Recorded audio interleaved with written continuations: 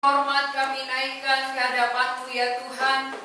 Pada malam hari ini kami dapat merayakan hari kelahiran-Mu. Engkau Allah datang dari sorga, menjumpai kami manusia ciptaan-Mu, karena Engkau mengasihi kami, dan Engkau mau menyelamatkan kehidupan kami.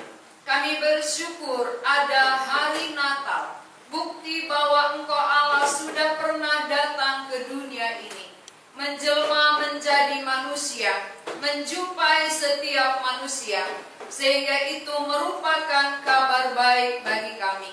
Kami rindu di hari Natal ini, kami sendiri mengalami kabar baik, bukan hanya mendengar, bukan hanya melihat dan menyaksikan pengalaman orang lain, tetapi kami sendiri pun dapat mengalaminya. Terima kasih untuk pemberitaan firman-Mu. Buatlah supaya hati pikiran kami tertuju kepada Tuhan, supaya firman yang kami dengar mendapat tempat di dalam hati kami. Dalam nama Tuhan Yesus kami berdoa. Amin. Jemaat dipersilakan untuk duduk kembali. Mari kita membaca firman Tuhan yang tertulis dari Lukas pasal 4 ayat 17 sampai 18. Lukas pasal 4 ayat 18 sampai 19. Saya akan bacakan.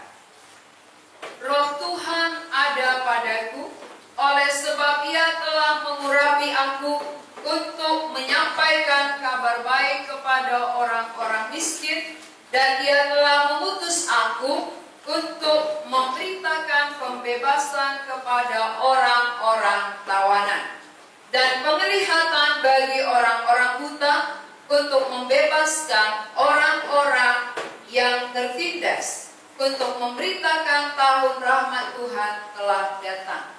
Saudara-saudara yang dikasihi oleh Tuhan, tema Natal kita, tema pemuda remaja adalah kabar baik di tahun 2020.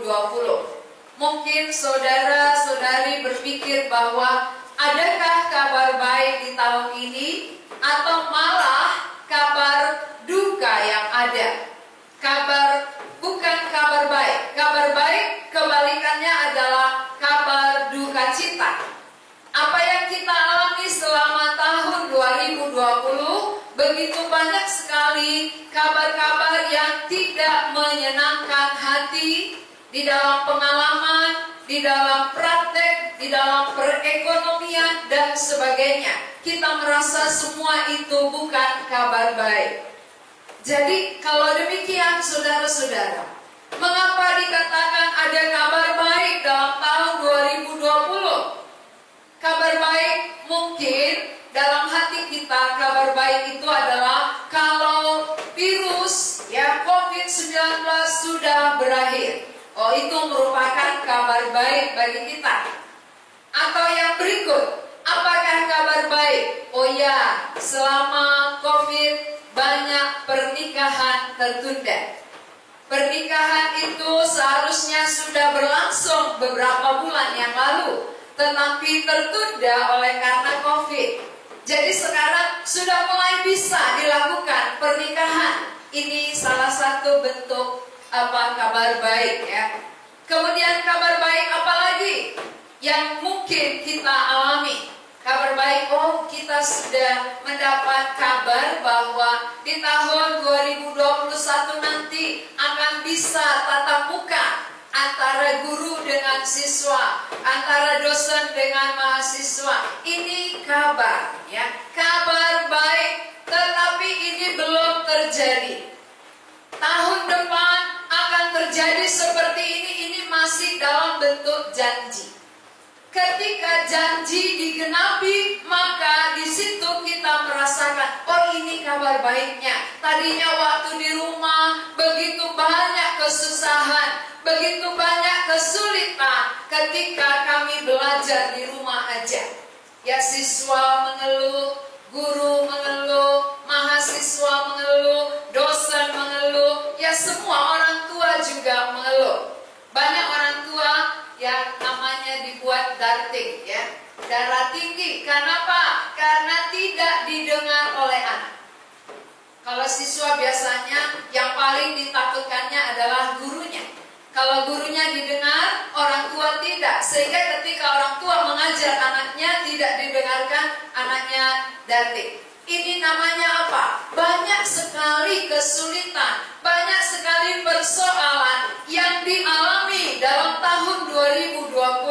Lalu ada janji nanti akan masuk bisa tatap muka dalam tahun 2021. Ini namanya janji, ada kabar baiknya.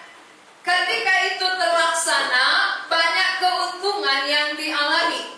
Keuntungan yang dialami oleh orang tua, dia lepas dari mengarahkan anak, dia lepas dari mengajari anak. Yang anak lebih pintar. Tapi kalau seperti sekarang ini, bukan malah makin pintar anaknya ya, tetapi makin nakal. Kenapa? Karena terlalu banyak main. Karena di rumah aja lupa belajar. Jadi kebanyakan main. Nah, lalu kalau sudah belajar, maka ini akan membuat ada kabar baik. Tetapi kabar baik seperti itukah yang akan kita bahas malam hari ini? Tentu bukan. Kabar baik yang akan kita bahas adalah kabar baik secara rohani. Kabar baik secara rohani ini sifatnya umum kepada semua. Kalau kabar seperti yang kita dengar tadi, perkawinannya tertunda, lalu bisa dia menikah, ini bukan untuk semua. Karena bukan semua mau kawin. Ya, itu hanya berlaku bagi sebagian orang. Kabar baik bagi sebagian kecil. Tetapi malam ini kabar baik yang kita dengar adalah untuk semua manusia yang ada di muka bumi ini. Sifatnya umum kepada semua, kabar baik. Jadi kalaupun ada longsor, ada banjir, ada COVID, apakah ini merupakan kabar baik? Apakah semua yang mengalami kesulitan, kesusahan itu akan mendapatkan kabar baik malam hari ini? Nah, saudara-saudara, tentu iya. Kabar baik itu diberikan kepada semua orang. Yang pertama dikatakan adalah kepada orang miskin. Mungkin dalam pikiran kita, oh saya bukan miskin, uang saya masih ada, ya. Di sini yang dikatakan miskin secara rohani. Orang yang miskin secara rohani tentu tidak ada kepuasan di dalam diri. Tidak ada merasa puas, itu namanya miskin. Maka orang miskin itu berarti dia mencari. Orang miskin itu dia menanti. Apa yang dia nantikan? Kebenaran. Orang yang menantikan kebenaran, menantikan janji-janji Allah, itu biasanya orang miskin. Beda dengan orang kaya. Perbedaan miskin dengan kaya, orang kaya tidak merasa perlu. Orang miskin, dia sangat membutuhkan. Jadi saudara-saudara, orang yang miskin, ketika dia mencari, ketika dia berharap, menanti, maka dia akan mendapatkannya. Dia akan dipuaskan. Itu bisa kita bandingkan dengan Matius pasal 5. Ayat 3. Matius pasal 5 ayat 3 isinya seperti ini. Saya akan bacakan. Berbahagialah orang yang miskin di hadapan Allah, karena merekalah yang mempunyai kerajaan Allah. Ayat 6. Berbahagialah orang yang lapar dan haus akan kebenaran, karena mereka akan dipuaskan. Saudara-saudara, miskin secara rohani adalah dia yang akan mendapat kerajaan Allah karena dia rindu, karena dia tahu dia butuh. Orang yang miskin itu adalah orang yang membutuhkan, orang yang memerlukan Tuhan, sehingga orang yang memerlukan Tuhan akan Yang kedua, orang yang miskin itu selalu haus. Haus, lapar akan kebenaran, maka dia akan dipuaskan. Bagaimana dipuaskan secara rohani? Contohnya Rasul Paulus. Rasul Paulus adalah seorang rasul yang dulunya seorang penghujat, seorang pembunuh, seorang penganiaya. Mengapa? Dia orang yang paling taat terhadap hukum Taurat. Dialah satu-satunya yang tidak bercacat celah melakukan hukum Taurat. Namun di balik itu tidak ada kepuasan di dalam batin. Itulah sebabnya ketika kabar baik datang, ketika Yesus menjumpai dia, ada kepuasan di dalam batin. Rasul Paulus merasa dipuaskan secara rohani. Maka sesudah dia dipuaskan, dia berani melepaskan tugasnya. Dia berani melepaskan yang tadinya dia melakukan hukum Taurat, sekarang dia mengikut Kristus dan memberitakan tentang Kristus. Akhirnya di dalam pemberitaannya akan Kristus, dia yang dianiaya, dia yang diejek, dia yang dicambuk, dia yang dipenjarakan, tetapi ada kepuasan di dalam batin. Ini namanya dipuaskan secara rohani karena dia miskin. Itu contoh yang pertama, yang dipuaskan. Yang kedua, contoh orang yang dipuaskan adalah murid-murid Yesus. Murid-murid Yesus ketika dipanggil mengikut Yesus, mereka berani bersama Yesus. Mereka berani berjalan bersama Yesus, mengikut Tuhan Yesus kemana saja dia pergi. Kenapa murid-murid ini berani meninggalkan pekerjaannya? Ada sebagai penjala ikan, ada sebagai pemungut cukai. Tentu di situ mereka mendapatkan barang, mendapatkan uang, tetapi mereka berani lepaskan uang, berani lepaskan harta guna mengikut Yesus. Mengikut Yesus bukan dijamin kaya. Mengikut Yesus bukan dijamin aman. Mengikut Yesus tidak ada jaminan, tidak ada masalah. Tapi mengapa mereka berani? Mengapa murid-murid mau mengikut Yesus walaupun mengalami banyak penderitaan? Karena dipuaskan secara rohani. Orang yang miskin dipuaskan secara rohani. Contoh yang ketiga, saudara. Contoh yang ketiga yang dipuaskan adalah para misionari.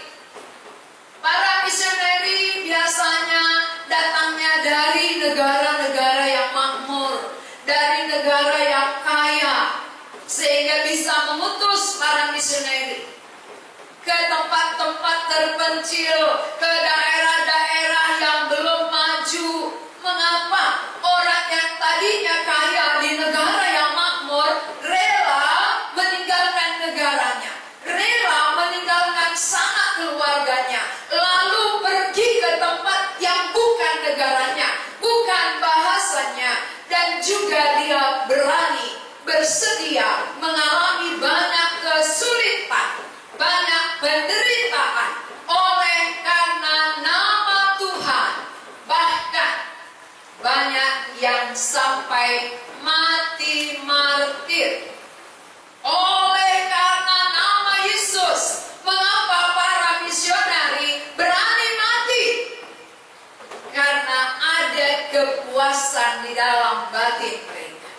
Karena kehadiran Tuhan sudah memuaskan, membuat mereka rela menderita demi nama Tuhan yang sudah memberi kepuasan itu. Mengapa sampai hari ini kita tetap merasa kurang, lalu kita selalu yang mau diperhatikan, kita merasa bahwa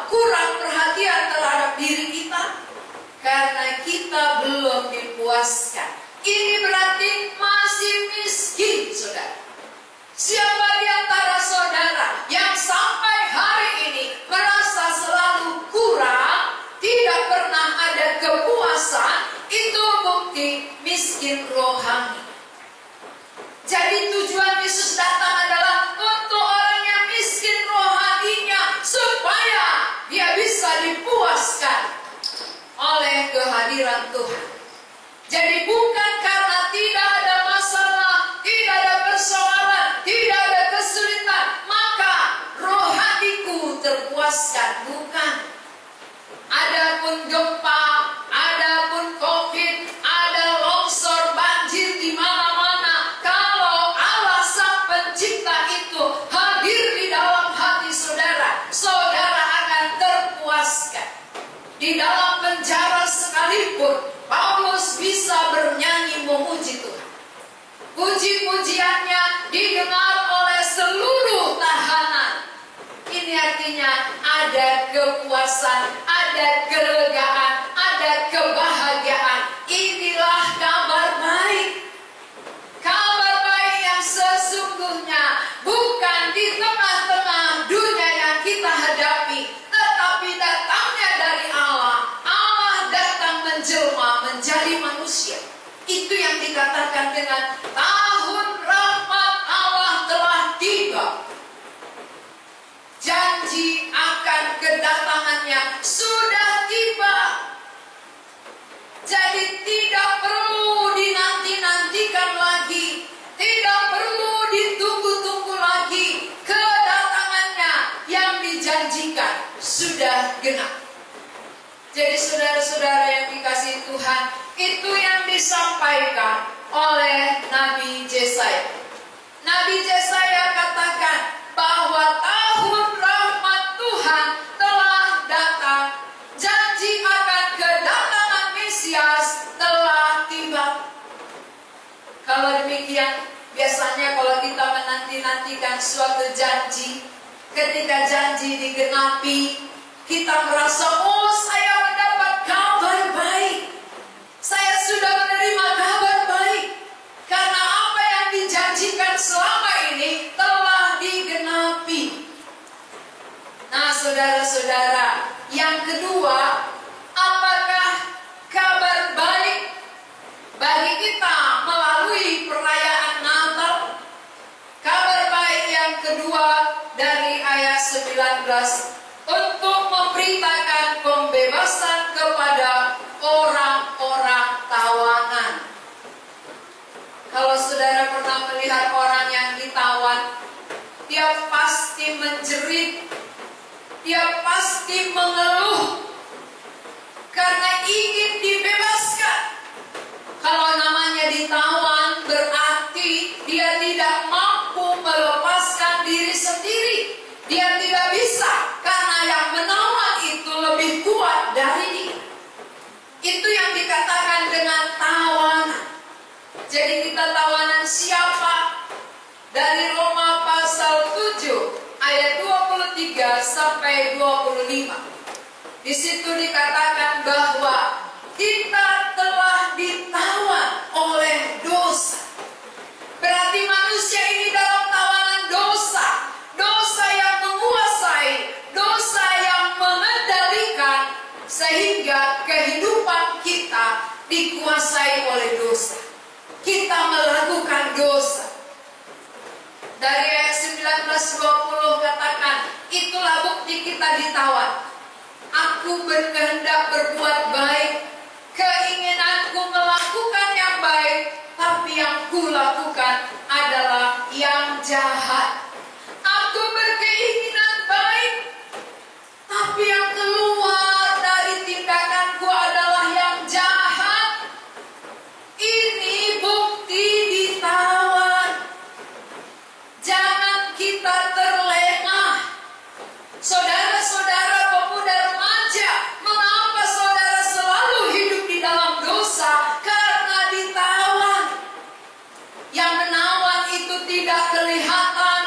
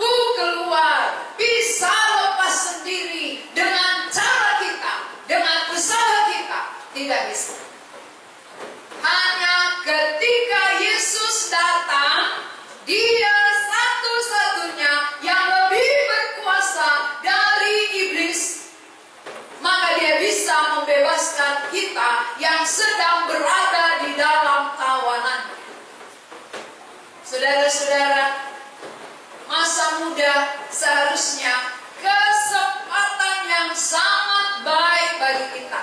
Masa muda seharusnya waktu, pikiran, tenaga bagi kemuliaan Allah. Tapi pada prakteknya kita melakukan dosa. Kita berbuat kejahatan. Kita menyakiti hati Allah kita. Justru untuk itulah Natal tiba. Karena Tuhan melihat kita sedang ditawan, mau melakukan kehendak Allah, tidak mampu, maka Allah datang, Dia membebaskan kita, supaya kita bisa lepas dari tawanan. Ini kabar baik. Ini kabar baik yang kedua. Jadi kalau saudara belum pernah mendapat kabar baik, inilah kabar baik itu. Jangan nanti kita hanya merayakan Natal tiap-tiap tahun, berkumpul tiap-tiap tahun, tetapi kabar baiknya tidak sampai. Kabar baiknya tidak pernah dialami. Kalau saudara nggak pernah mengalami kabar baik, betapa ruginya saudara merayakan Natal. Hanya menghabiskan waktu, menghabiskan pakaian, menghabiskan makeup dan sebagainya. Kalau kabar baiknya tidak sampai kita alami. Yang ketiga, apakah kabar baik dari ayat 19 ini? Mari kita baca ayat 19. Dan penglihatan bagi orang-orang buta. Kita bandingkan Yohanes 9 ayat 39. Yohanes pasal 9 ayat 39 saya akan bacakan. Kata Yesus, Aku datang ke dalam dunia untuk menghakimi, supaya barang siapa yang tidak melihat dapat melihat, dan supaya barang siapa yang dapat melihat menjadi buta. Tujuan Tuhan Yesus datang adalah supaya orang buta dapat melihat. Siapakah orang buta? Siapakah yang melihat? Orang buta adalah orang yang sadar dia membutuhkan Tuhan. Orang yang melihat adalah orang yang merasa dirinya benar. Itu sebenarnya dia melihat secara mata jasmani, tetapi buta rohani. Maka begitu Yesus datang, dia tidak terima. Contohnya, siapakah yang matanya melihat tapi rohaninya buta? Itu orang-orang Farisi, orang-orang Yahudi, imam-imam. Mereka sengaja menolak Yesus. Kenapa? Karena mereka beranggapan mereka sudah benar. Mereka paling rohani karena hidup di dalam hukum Taurat mereka. Inilah yang buta. Tetapi saudara-saudara, kita melihat bahwa orang yang menyadari dirinya buta, orang yang sadar dia butuh Tuhan untuk membuat dia melihat dengan jelas siapa Allah, kepadanya lah dibukakan. Maka tujuan Yesus datang tadi adalah membuat orang buta melihat, orang yang melihat menjadi buta. Saudara-saudara, apakah saudara sampai hari ini buta atau melihat? Kalau saudara sadar saudara buta, maka saudara akan melihat Allah dengan jelas, dengan benar. Siapakah Allah? Yesus itulah Allah. Jadi siapa yang merasa dirinya melihat, berarti dia masih buta sampai sekarang. Karena orang yang buta lah yang akan dibukakan. Kepada siapa yang sadar dia buta, dia tidak mengenal dengan jelas, kalau bukan Allah yang menyatakannya, maka rahasia Allah akan dibukakan kepadanya. Untuk membuat orang buta dapat melihat. Memberi penglihatan bagi orang buta. Saudara pernah mendengar tentang Bartimeus yang buta? rohaninya buta, tapi mata rohaninya melihat. Ketika orang banyak mengatakan, siapakah yang lewat? Orang banyak jawabnya, Yesus orang Nazaret. Tetapi Bartimeus bilang apa? Yesus anak Daud, kasihanilah aku. Beda ya. Orang lain katakan Yesus orang Nazaret, tetapi yang tersimpan di dalam hatinya adalah Yesus anak Daud. Mengapa? Karena dia sudah pernah mendengar janji tentang kedatangan Yesus dari keturunan Daud. Janji itu tersimpan di dalam hatinya. Janji tentang kedatangan Yesus melalui Daud. Dia simpan, dia yakini, sehingga ketika datang dia percaya. Inilah orangnya. Ini yang dikatakan dengan buta melihat. Mata rohaninya bisa melihat walaupun mata jasmaninya buta. Saudara-saudara, kalau saudara sampai saat ini mata rohani buta walaupun mata jasmani melihat, maka untuk itu Yesus datang. Dia datang supaya memberi penglihatan kepada yang buta. Jadi mengapa kita sampai sekarang belum melihat? Mungkin kita tidak sadar kita buta. Orang yang gak sadar dia buta, maka Tuhan tidak akan memberi penglihatan kepadanya. Siapa yang menganggap dirinya benar, siapa menganggap dirinya rohani, tanpa Kristus, maka dia tidak akan melihat. Dia tetap buta, saudara. Kabar baik yang keempat. Mari kita perhatikan dari ayat di bawahnya. Untuk membebaskan orang-orang yang tertindas. Kabar baik yang keempat adalah membebaskan mereka yang tertindas. Pada zaman ketika Tuhan Yesus di bumi ini, banyak orang tertindas. Banyak orang yang dianggap paling berdosa. Banyak orang yang dianggap tidak layak. Tapi justru kedatangan Tuhan Yesus di sini adalah membebaskan mereka yang tertindas. Contohnya siapakah yang tertindas itu? Mereka adalah pemungut cukai. Mereka adalah pezina. Mereka adalah pembunuh. Ini dianggap paling berdosa yang tidak layak mendapat kerajaan Allah. Tapi justru Tuhan Yesus datang untuk mereka. Siapa orang-orang yang dibebaskan Tuhan? Orang yang tertindas, pemungut cukai, orang yang berzina, orang yang pembunuh. Itu sudah mewakili orang yang dianggap tertindas.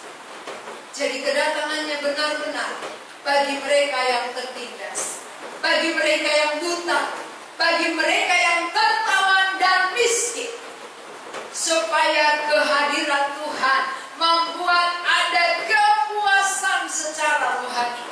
Kehadiran Tuhan membebaskan manusia dari tekanan, dari tawanan dosa, tawanan iblis.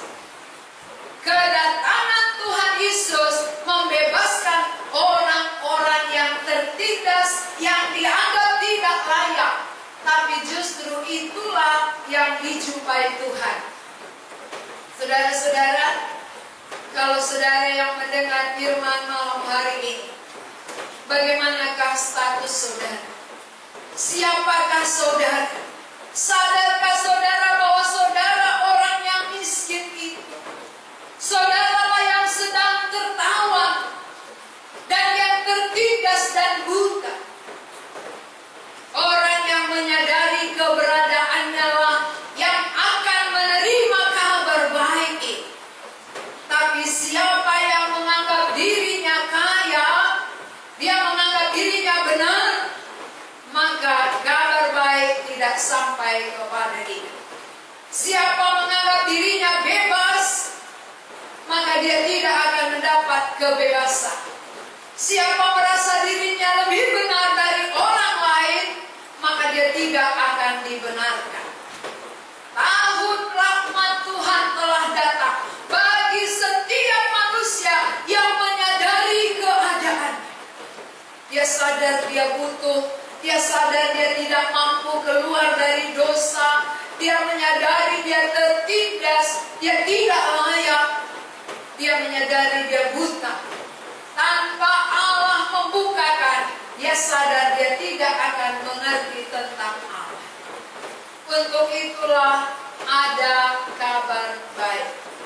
Kabar baik sampai kepada kita malam hari ini.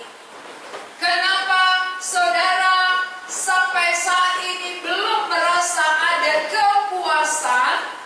Berarti kabar baiknya belum jadi. Kabar baik yang disampaikan kepada semua orang belum sampai kepada saudara. Jadi kalau itu belum sampai, malam hari inilah kesempatan yang baik bagi kita untuk menyambut, menerima kabar baik supaya jadi di dalam hidup kita. Bukan hanya kita dengar, bukan sekedar kita tahu, tetapi Tuhan mau kita mengalaminya. Kabar baik harus dialami dalam hidup saudara. Bukan sekedar dengar, dinyanyikan, dikidungkan, bukan. Kabar baik ini Allah menjelma menjadi manusia untuk tujuan yang jelas. Tujuannya adalah memberi kepuasan di dalam batin kita, supaya setiap orang yang rindu, haus akan kebenaran dipuaskan oleh Allah. Diberi kepuasan dengan kehadiran Tuhan. Di luar Tuhan tidak ada kepuasan. Walaupun kita akan mendapat sesuatu dari orang lain, hadiah-hadiah Natal, tetapi itu bersifat semu. Itu tidak bisa memberi kepuasan, kelegaan, kebahagiaan.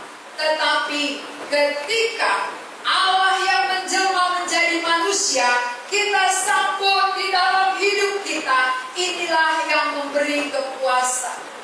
Para misioneri bukan orang bodoh. Para misioneri orang yang pintar, saudara. Orang yang punya pengaruh. Lalu mengapa dia berani meninggalkan negaranya demi Injil? Karena Injillah yang memberi kepuasan di dalam batin manusia. Sehingga dia tidak hanya memikirkan dirinya, dia tidak hanya mau mengalami sendiri, tapi dia rindu orang lain juga dapat mengalami. Inilah kabar baik yang sebenarnya. Kalau bukan kabar baik, saudara, tidak mungkin orang mau mati untuk Injil. Tidak mungkin orang berani rugi demi Injil. Justru karena inilah kabar baik yang memberi kepuasan, maka manusia yang sedang mengalaminya bersedia membagikan kepada orang lain, bersedia mengalami penderitaan demi Injil. Sudahkah saudara mengalami kabar baik? Sudahkah sampai kabar baik kepada saudara malam hari ini? Kalau kita sudah mendengar kabar baik, maka kabar baik ini diperuntukkan bagi saudara. Kabar baik ini diberikan bagi umum, bagi semua manusia tanpa kecuali. Kalau kabar baik oleh karena bisa menikah tadi, itu bagi sebagian orang. Tetapi kabar baik kepada orang miskin ini bagi semua manusia. Karena semua manusia adalah orang miskin di hadapan Allah. Maka kita membutuhkan Allah. Miskin berarti butuh Allah. Kaya berarti tidak memerlukan Tuhan.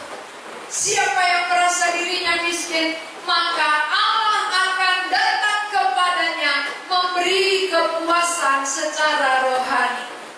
Kalau sampai saat ini saudara mencari-cari kepuasan, mencari-cari bagaimana saudara mendapatkan ketenangan, tapi belum saudara temukan, inilah kabar kabar baik di dalam pribadi Yesus. Ketika Yesus datang dari surga menjelma menjadi manusia, dia bukan hanya lahir di kandang domba, tetapi dia mau tinggal di dalam hati kita.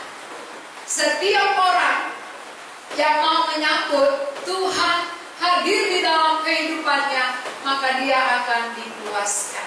Dia dilepaskan dari tawanan, dia dibebaskan dari rasa tertekan, tertindas. Siapapun saudara kalau di bawah tawanan pasti tertindas. Gak ada orang yang ditawan ketawa-ketawa. Orang yang ditawan gak ada sukacita, pasti tertindas. Jadi kalau saudara menyadari sampai sekarang masih ditawan, masih ditindas oleh kuasa kegelapan, kabar baik datang kepada saudara. Sambutlah dia. Sambutlah Yesus yang datang malam hari ini. Itulah arti Natal yang sesungguhnya. Kabar baik dalam 2020. Jadilah pada hidup saudara, supaya terjadi kepuasan. Walaupun situasi di tengah-tengah dunia sedang goncang, tidak menyenangkan, tetapi ketika Allah datang, itulah yang memberi kepuasan bagi hidup saudara. Mari kita berdoa. Kami mengucap syukur kepadamu ya Tuhan, buat firman-Mu yang sudah kami dengar. Ada kabar baik di tahun 2020 ini, bahwa kedatangan-Mu dari surga membebaskan kami dari tawanan dosa. Kedatangan-Mu memuaskan dahaga jiwa kami, dan kedatangan-Mu melepaskan kami dari ketertindasan kami. Kami berterima kasih Tuhan buat firman yang boleh menerangi hati kami. Kalau selama ini kami mencari-cari kepuasan, bukan dari dunia jawabannya, tetapi dari Allah pencipta kami. Ketika Engkau datang dari surga, Engkau mau tinggal diam di dalam hati kami. Itulah kabar baik yang sesungguhnya. Berkati setiap telinga yang sudah mendengar, supaya mereka mengerti dengan pertolongan Roh-Mu yang kudus. Di dalam nama Tuhan Yesus kami berdoa.